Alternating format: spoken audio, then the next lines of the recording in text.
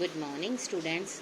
Today I am going to continue my lecture for plus 2 arts political science, and the name of the chapter is Contemporary South Asia.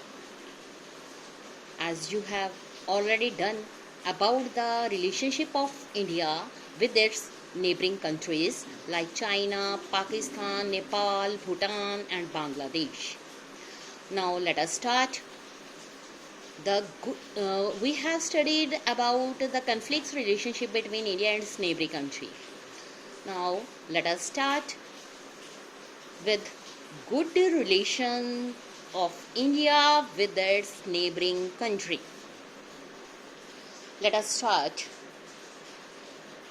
India enjoys a very special relationship with Bhutan too. India does not have any issues, conflicts with Bhutanese government.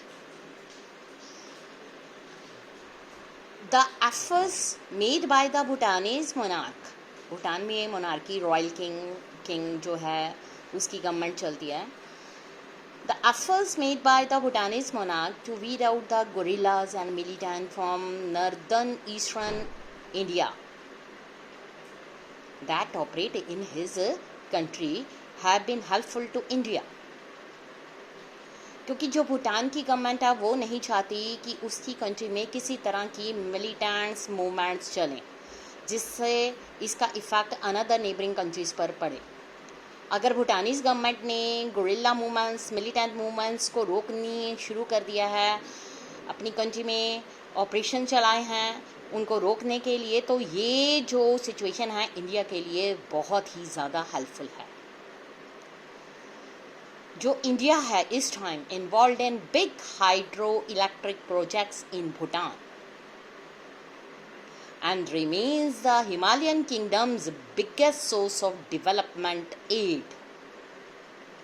क्योंकि India ने electricity को produce करने के लिए water reverse पर बहुत सारे projects हैं जो भूटान के साथ मिलकर बनाने शुरू किए हैं. India's ties with Maldives. India का जो मालदीव के साथ टाई अप है रिमेन वार्म एंड कोर्डियल. इन नवंबर 1988 कुछ जो तमिल मर्सनेरीज जो थे श्रीलंका से आए उन्होंने मालदीव पर अटैक किया. इंडियन एयरफोर्स और नेवी ने क्विकली मालदीव की रिक्वेस्ट पर इस इन्वेंशन को रोक दिया और काफ़ी हेल्प की. इंडिया ने island economic development, tourism, fisheries पर भी बहुत ज़्यादा कंट्रीब्यूशन करी है. यू नो दैट कि इंडिया की नेबरिंग कंट्री के साथ बहुत major big issues problems arise हुई हैं. गिवन इट्स साइज, पावर, हमेशा ही bound to be suspicious of India's intentions.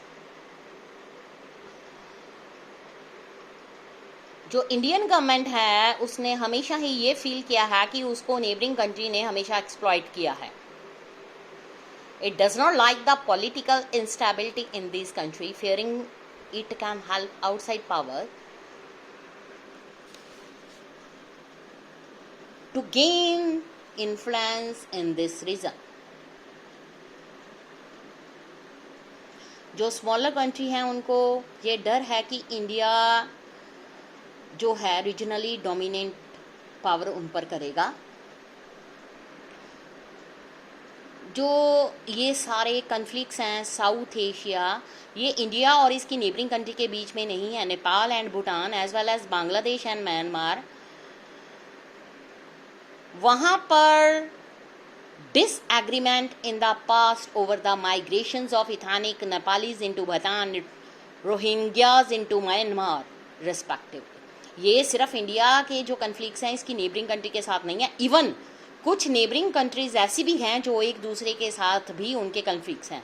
Bhutan का नेपाल के साथ भी है क्योंकि भूटान और जैसे भूटान के नेपाल में से लोग माइग्रेट करके भूटान में जा रहे हैं और भूटान के लोग माइग्रेट करके म्यांमार में जा रहे हैं. बांग्लादेश एंड नेपाल उनके भी डिफरेंसेस हैं जो हिमालयन रिवर्स के कारण फ्यूचर में और ज़्यादा अराइज हो जाएंगे। ये जो मेजर डिफरेंसेस कन्फ्लिक्ट्स हैं, ये सिर्फ इंडिया और इसकी नेबरिंग कंट्री के साथ नहीं बल्कि दूसरी कंट्रीज के भी कन्फ्लिक्ट्स हमेशा रहे हैं। Partially because of geography of the region, क्योंकि इंडिया जो है वो सेंट्रली लोकेटेड है और ये सिर्फ इंडिया ही एक ऐसी कंट्री है जिसके बॉर्डर जो हैं दूसरी नेबरिंग कंट्री के साथ लग रहे हैं। Now let us start with peace and cooperation.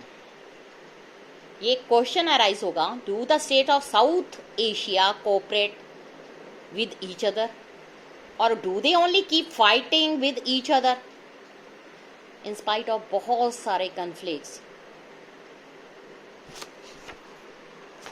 इतने सारे कन्फ्लिक्ट्स के बावजूद अगर हम बात करें, जो स्टेट्स ऑफ साउथ एशिया है recognise the importance of cooperation friendly relationships among themselves. South Asian Association Regional Corporation SAARC, जिसको नाम दिया गया, एक ऐसा मेजर रीजनल इनिशिएटिव है जो साउथ एशियन स्टेट द्वारा लिया गया ताकि जो कॉपरेशन है वो स्टार्ट हो जाए साउथ एशियन स्टेट में through multilateral means. It began in 1985. Due to persisting political differences, SAARC has not had much success. जो सार्क के मेंबर्स थे उन्होंने साइन किया साउथ एशियन फ्री ट्रेड साफ्ता, जिसको कहते हैं एग्रीमेंट, जिसमें ये प्रॉमिस किया गया कि formation of a free trade zone for the whole of South Asia के लिए इस्टेब्लिश किया जाएगा। एक नया chapter of peace cooperation might involve in South Asia, अगर सारी की सारी कंट्री जो इस रीजन में है free trade across the borders को अलाउ कर दें। ये वो स्पिरिट है जो आइडिया ऑफ साफ्ट के बिहाइंड लाई करती है। एग्रीमेंट जो है साइन किया गया 2005-4 में और ये 1 जनवरी 2006 में एग्जिस्टेंस में आया। साफ्ता का एम था lowering the trade tariff to 20% 2007 तक, लेकिन कुछ नेबल्स को ये डर था कि साफ्ता जो है एक ऐसा वे है जिसको इंडिया जो है वो मार्केट्स में अपना एक कब्जा कर लेगा और उनकी सोसाइटीज़ पर इन्फ्लुएंस डालेगा, politics, commercial ventures and commercial presence उनकी कंट्रीज़ में छोड़कर जाएगा। लेकिन इंडिया ये सोचता था कि there are real economic benefit for all, सबको है, जितने भी साउथ एशिया की स्टेट्स हैं उन सबको है फ्रॉम साफ्ता। और एक ऐसा रीजन है जहां पर जो ट्रेड है freely able to cooperate better on political issues. कुछ लोग इंडिया में ये सोचते थे कि साफ्ता जो है वो सच नहीं है, एक ट्रबल है, क्योंकि इंडिया ने ऑलरेडी पहले ही बायलेटरल एग्रीमेंट भूटान, नेपाल और श्रीलंका के साथ ही ट्रेड बिजनेस के साथ कर चुके थे। ऑल्दो जो इंडिया और पाकिस्तान के रिलेशंस हैं seems to be story of endemic conflicts and violence, सबको ही पता है क्योंकि पार्टीशन हो गई थी। इंडिया एंड पाकिस्तान जो दो सेपरेट कंट्री बनी थी वो आज तक अपने आप को कोऑपरेट नहीं कर सकी। There have been a series of efforts to manage tensions and build peace. The two countries have agreed to undertake confidence building measures to reduce the risk of war.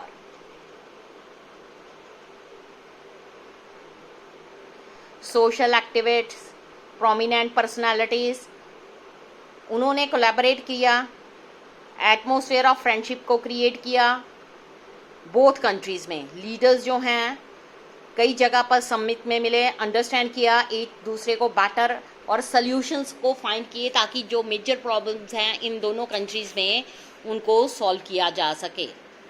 Even number of बस roots जो हैं opened up किए गए between these two countries, India and Pakistan. Trade between two parts of Punjab increase किया गया last 5 years में। Visas जो हैं वो ईजली देने शुरू हो गए। No region exist in a vacuum. ये जो है ये it is also influence by outside power, और ये भी इन्होंने ट्राई किया to insulate itself from non regional powers. China, United State जो हैं की प्लेयर हैं इन साउथ एशियन पॉलिटिक्स में। सिन्नो इंडियन रिलेशन जो हैं उन्होंने सिग्निफिकेंटली अपने आप को इम्प्रूव किया है लास्ट 10 ईयर में, बट जो चाइना की स्ट्रेटजिक पार्टनरशिप है पाकिस्तान के साथ एक बहुत मेजर इरिटेंट है। Demand of development, globalisation, two Asian giants को एक दूसरे के क्लोज लेके आ रही हैं, और जो इनके बीच में इकोनॉमिक टाइज है वो मल्टीप्लाइड हो रहा है रैपिडली सिंस 1991 में। अमेरिका की जो इन्वॉल्वमेंट है साउथ एशिया में वो भी बहुत ज़्यादा कोल्ड वार के बाद इंक्रीज हो गई। यूएस के गुड रिलेशन है इंडिया एंड पाकिस्तान के साथ, और ये एज अ मॉडरेटर वर्क कर रहा है इंडिया पाकिस्तान रिलेशंस में। Economic reforms, liberal economic policies दोनों कंट्रीज़ में इंक्रीज हो रही हैं। जो अमेरिकन पार्टिसिपेशन है वो काफ़ी गहराई तक जा रहा है। Large South Asian diasporas US में, huge size of population, market of region, वो अमेरिका को एन एडेड स्टेक दे रही है in the future of regional security and peace. However, whether South Asia will continue to be known as a conflict-prone zone or will evolve into a regional bloc with some common culture features, trade interests, ये depend करता है people and the governments of the region then any other outside power, कि ये जो relations हैं वो आगे जाने में हेल्पफुल होंगे, पीस डेवलपमेंट होगी, इकोनॉमी इंक्रीज होगी। ये डिपेंड करता है नेबरिंग कंट्रीज़ के आपस में रिलेशंस के साथ। तो ये चैप्टर यहीं पर फिनिश करते हैं। नेक्स्ट अगला चैप्टर शुरू करेंगे। Thank you students.